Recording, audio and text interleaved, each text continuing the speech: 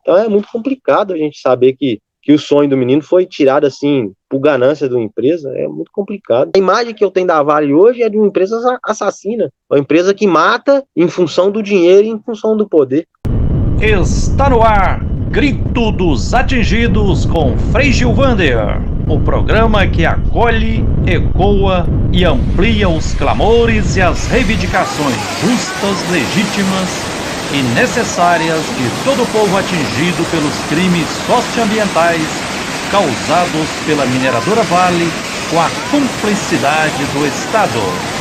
Eu acredito que ele não queria voltar mais a trabalhar com mineração, porque se ele quisesse voltar a trabalhar com mineração mesmo, ele não tinha esse pensamento de ficar por um período, juntar um dinheiro, pagar tudo que ele estava devendo e comprar uma reta escavadeira e ir trabalhar para ele. E isso não é eu que estou falando, eu tenho áudio dele falando. Falei assim, eu vou vender, vou pagar todas as minhas dívidas, vou vender tudo que eu tenho, vou comprar uma reta escavadeira e vou trabalhar para mim. Isso não foi eu que falei, foi ele que falou. Então é muito complicado a gente saber que o sonho do menino foi tirado assim por ganância de uma empresa. É muito complicado. Vinícius, apresente um pouco assim para quem não conhece a sua família, para que as pessoas saibam quem é o Júlio César, quem era o Júlio César e vai continuar sendo, porque nós perdemos apenas a presença física dele, mas ele continua presente conosco de muitas outras formas, e agora já partilhando vida em plenitude ao lado de Deus, né? Mas acho que é imprescindível as pessoas conhecerem quem que foi assassinado pela mineradora Vale, na mina Córrego do Feijão, mesmo local onde, há quase 2 anos atrás, aconteceu aquele outro crime bárbaro, ceifando a vida de outras 272 pessoas. Quem é, o que fazer, como é que era o Júlio César, e conta um pouco também da sua família. Eu acho que é importante saber quem, você não falou ainda, o que você faz na vida, o seu irmão, sua mãe, o seu pai. A gente é uma família de origem humilde. Minha mãe, ela teve, ao total, ela teve 8 filhos, todos homens, mas os 5 primeiros, ela perdeu eles na gestação e muito novinho, porque ela não conseguia segurar a criança, o feto no útero. Então minha mãe teve que fazer um tratamento para ter a gente. E a gente cresceu, né, num bairro humilde, mas onde que todo mundo se gostava, todo mundo se conhece. O César, ele conheceu a Ariana, né? Eu conheci a família dela até bem antes dele, e ele era apaixonado com essa menina. Ele era apaixonado com ela. E o mesmo que minha mãe fez, que foi tratamento para poder ela conseguir engravidar, a Ariana também fez e conseguiu engravidar, e o César estava feliz demais. E tem o Daniel, ele é pai de três filhos, né? 2 meninas e uma menina. Ele é servidor público, eu também sou servidor público, 3 filhas, né? Uma de 17, uma de 17, vai fazer 12 agora em janeiro, e uma recém-nascida, que nasceu dia 10 de dezembro. E que o César não teve condição nem de saber que a criança tinha nascido, porque como a gente morava em bairros diferentes, a gente é de família humilde, trabalhador. Eu comecei a trabalhar com 15 anos, eu já tenho mais de 20 anos de contribuição.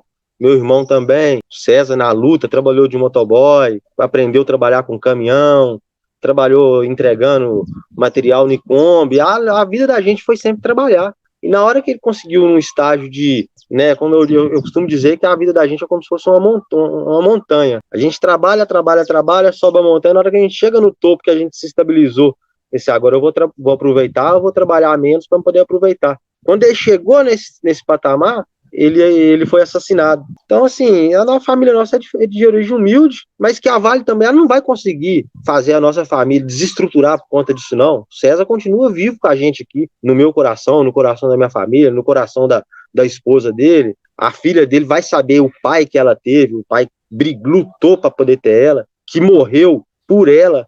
Ele vai saber, a Vale não vai tirar isso nem de mim, nem da filha dele, não. Okay. Vinícius, tenho visto, no caso desses crimes, por exemplo, no caso do crime e tragédia da mineradora Vale, que vai completar 2 anos agora, dia 25 de janeiro de 2021, que ceifou a vida de 272 pessoas, eu tive notícia de muitos casos de advogados tipo urubu, aqueles que ficam na porta da cadeia ou lá na porta do ML, tentando se apresentar já para ser um defensor da causa. Eu até tive notícia de famílias que contrataram advogados que, assim, apareceram, parece que era um santo para defesa, mas depois estava interessado, era na rebarba que aconteceu alguma coisa assim, advogados já se prontificando para defender a causa de vocês, sem vocês correr atrás deles? Ô, Frei, por incrível que pareça, no dia 18, que foi na sexta-feira,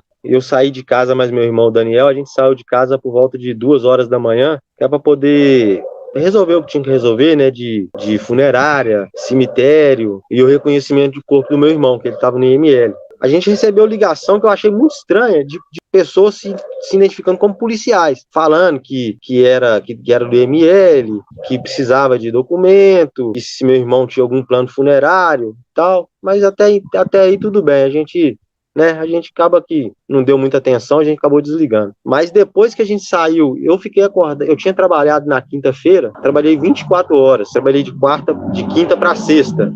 Peguei quinta-feira, 7 horas da manhã, larguei na sexta-feira, 7 horas da manhã. E eu estava limpando um lote que eu tenho, então eu não dormi na sexta-feira na parte da manhã. Quando foi na parte da tarde, por volta de 5 horas, meu irmão me ligou e me avisou. E aí começou a correria. Então eu já tinha 24 com 12, 36 horas acordado.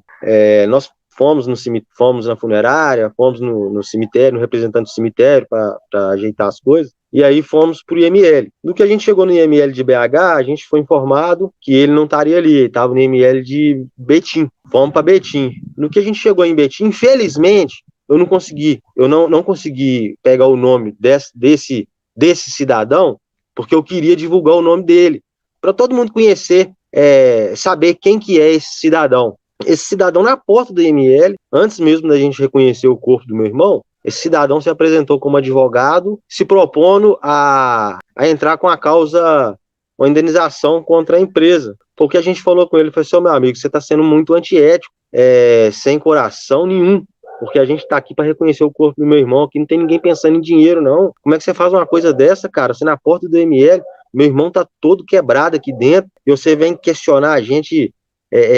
ação trabalhista para ganhar dinheiro, você podia fazer um favor, uma gentileza pra gente, senhor, vai embora, que isso não é o momento, não. Igual o senhor mesmo falou, como se fosse urubu, esperando, sabe? E depois a gente recebeu ligações de outros advogados, mas aí já uma forma até bem respeitosa, mas que a gente sabe também que o interesse deles é pela causa, né, trabalhista, indenizatória, porque creio que vai render um bom dinheiro e eles estão interessados nisso. Mas o que mais me surpreendeu foi na porta do IML, esse cidadão, eu que espero que ele esteja ouvindo esse áudio, esse depoimento meu, para ele não fazer isso mais não, porque ele deu muita sorte que eu não consegui pegar o nome dele para poder representar contra ele na OAB ou nos órgãos responsáveis e divulgar o nome dele para poder que outras famílias saibam quem que é esse cidadão. Eu espero que ele consiga, que esse depoimento chegue até o ouvido dele, para ele poder refletir no que ele fez, que isso aí a gente não vai esquecer não, mas Deus abençoe a vida dele, que ele não passe pelo que a gente passou, e nem sinta o que a gente sentiu, mas acontece sim, advogado, eles estão procurando a gente sim, não são poucos não, são muitos, mas a gente na hora que for o momento certo, a gente vai conversar com uma pessoa certa, um advogado idôneo, para ajudar a gente nisso aí, que a gente vai precisar, né? Exatamente. Vinícius, eu fiz questão de fazer essa pergunta, porque eu já ouvi muito desse tipo de picaretagem que tem, né? Advogado tipo urubu, né? Que fica em porta de IML ou na porta de cadeia. Eu também já passei por algo semelhante, né? Quando há 5 anos atrás a mamãe faleceu em Brasília e eu peguei o voo correndo de Belo Horizonte para Brasília. Depois, meu irmão e minha irmã, lá no hospital, aliás, no hospital tentando... Aliás, a mamãe acabou morrendo lá num posto do bombeiro, porque não deu nem prazo chegar no pronto-socorro. Que 10 minutos após a mamãe estar morrendo, já estava chegando telefonema no telefone do meu irmão e da minha irmã, de funerárias, oferecendo caixão e tipo de caixão e não sei o que lá mais. Eu falei, pelo amor de Deus, a gente tem que respeitar, né? Foi uma pena eu não ter conseguido o nome dele. É uma pena eu não ter conseguido o nome dele, porque eu queria ter tido a oportunidade de pegar o nome dele e divulgar, porque se ele fez isso com a nossa família, ele não vai parar. ele não vai parar. Mas eu espero que esse depoimento chegue no ouvido dele, para ele saber que o que ele fez é uma coisa muito desumana. É muito desumano. A gente foi reconhecer o corpo de uma pessoa que estava trabalhando, entendeu? E saiu de casa trabalhando, para trabalhar, para buscar um sustento, e não voltou mais para casa. E o cara ter a coragem, né, de ir na porta do ML para poder oferecer um trabalho e vir falar em questão de valores, não tem ninguém interessado em valor numa hora dessa, não. O valor que a gente tem, que a gente queria, o que a gente não vai ter mais, é o nosso irmão. Dia 31 agora de janeiro é aniversário dele. Dia 25 seria o primeiro Natal que ele ia passar com a filha dele. Dia 31, primeiro ano novo que ele ia passar com a filha dele. E esse valor aí a gente não vai ter nunca mais, entendeu? E esse advogado ir na porta de ML, eu espero que, eu tenho certeza, esse depoimento vai chegar no ouvido dele e ele vai parar para pensar. Espero que Deus toque no coração dele, ele não faça isso com mais ninguém, porque dinheiro não é tudo na vida, não. Dinheiro não é tudo na vida, não. Ele foi muito infeliz no que... Espero que esse nosso alerta aqui seja: todo mundo tem direito e dever de ter uma profissão, mas ninguém tem o direito de abrir mão da ética. Todo mundo tem que ser pessoa ética, né? E respeitar o outro, respeitar os sentimentos, a situação que o outro está passando. Vinícius, a imagem que você tinha da mineradora Vale e das mineradoras no geral, no dia 18 de dezembro último, mudou? Ou você já tinha essa imagem complicada da mineradora antes de ceifar a vida do seu irmão Júlio César? Frei, eu trabalhei na mineradora Vale quando eu tinha 15 anos como menor aprendiz, e o que eu percebia da Vale, que era uma empresa idônea, uma empresa que zelava pelos seus funcionários, só que essa imagem aí foi se destruindo ao longo dos tempos. Quando estourou a barragem em Mariana, meu irmão já trabalhava em mineradora, eu liguei para ele. Num primeiro momento foi difícil de falar com ele, porque a gente fica preocupado, né? Eu liguei. Depois de mais ou menos uma hora ele entrou em contato. Depois, César, porque teve um acidente aí em Mariana, você tá tudo bem com você aí? Ele falou: não, Vinícius, tá tudo bem, eu tô longe de lá.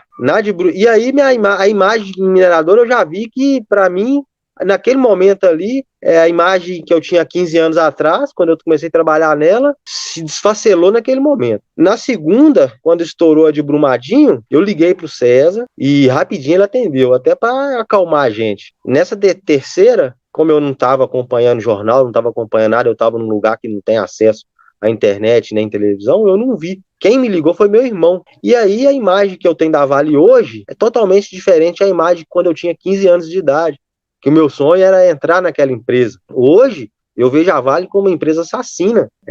Esse uniforme que ela veste, que os funcionários vestem, não devia de ser verde. O verde, para mim, é da natureza, é da esperança. Como que eu vou usar um uniforme da cor verde, que representa a mata, que representa a natureza, sendo que eu destruo e deixo o marrom? A imagem que eu tenho da Vale hoje é de uma empresa assassina, uma empresa que mata em função do dinheiro e em função do poder. Vamos ver eu não sei, sinceramente, eu não tenho esperança de que a Vale vá parar com isso, não, porque tem muita gente interessada, e quem é interessado em a Vale continuar explorando e produzindo, eu não preciso de falar nome, né? Todo mundo sabe quem que é. Busca de minerais, toneladas de minerais, mataram milhões de animais, milhares de vidas morreram.